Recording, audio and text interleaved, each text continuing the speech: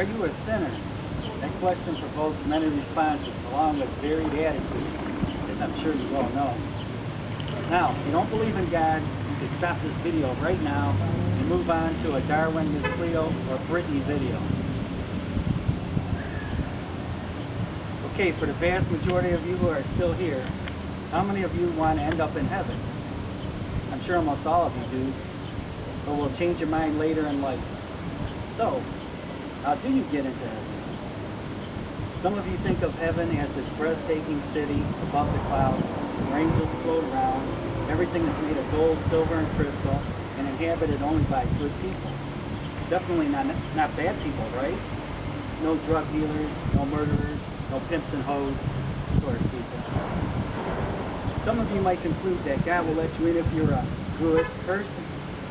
Well, that sets up a parameter. How good do you have to be to get into heaven? Let's put this into perspective then. Let's say the glass part of this door is a chart. On the bottom of the chart will fall the worst sinners. Let's say Hitler's way down here, somewhere near the bottom. The Unabomber was pretty sick, so let's put him down there with him somewhere. Charles Manson messed up a lot of lives, so he gets to go down there too. So that gives you an idea of all the worst sinners. Now the top is the limit, I can't even reach it, of how good a person can be. So let's put Mother Teresa way up there somewhere. Maybe Billy Graham over there. Oprah Winfrey helps out a lot of people, so we'll put her up there somewhere with them. Now, if you believe you have to be a certain level of good to get into heaven, let's put a cutoff line on this chart. Let's say it's this door handle right here. Let's say that top bar. Maybe it's lower, maybe it's higher. Does anybody know exactly where it is? I sure don't. But for now, let's say it's this bar. Anyone above the line goes to heaven, anyone below does not. Now let's consider people you know. For example, where would you put your boss? Maybe below the doorknob? Maybe this low? You don't work for potential Unabomber, do you? What about your in-laws? Hopefully above the line here? How about your next door neighbor? Maybe he's friendly and will help you out when you need him. So he goes somewhere in here. What if you have a mean neighbor? Maybe your neighbor calls the cops on you if you have your stereo past 9.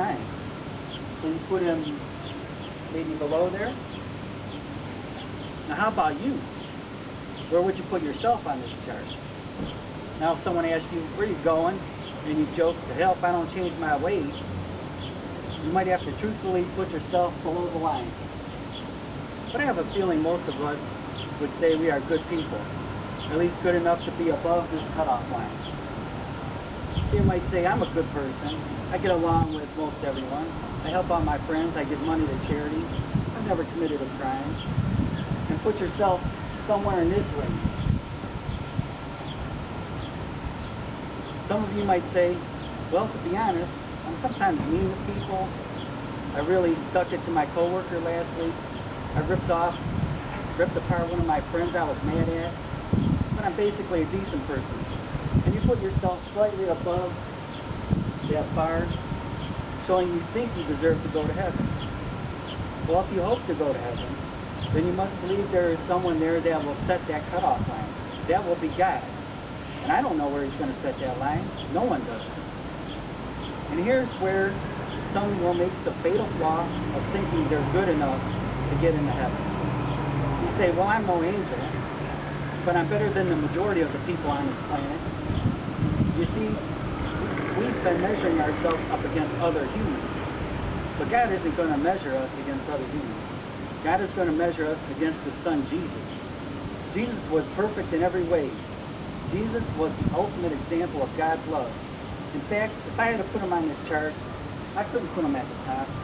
Jesus wouldn't even be on this chart. Jesus would be way, way up there. Definitely above this building. Infinitely far over. Think you're still good enough?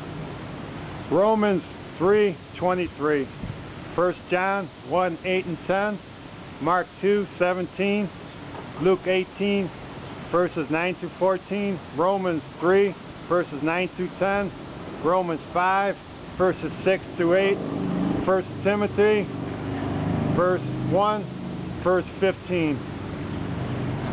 Okay.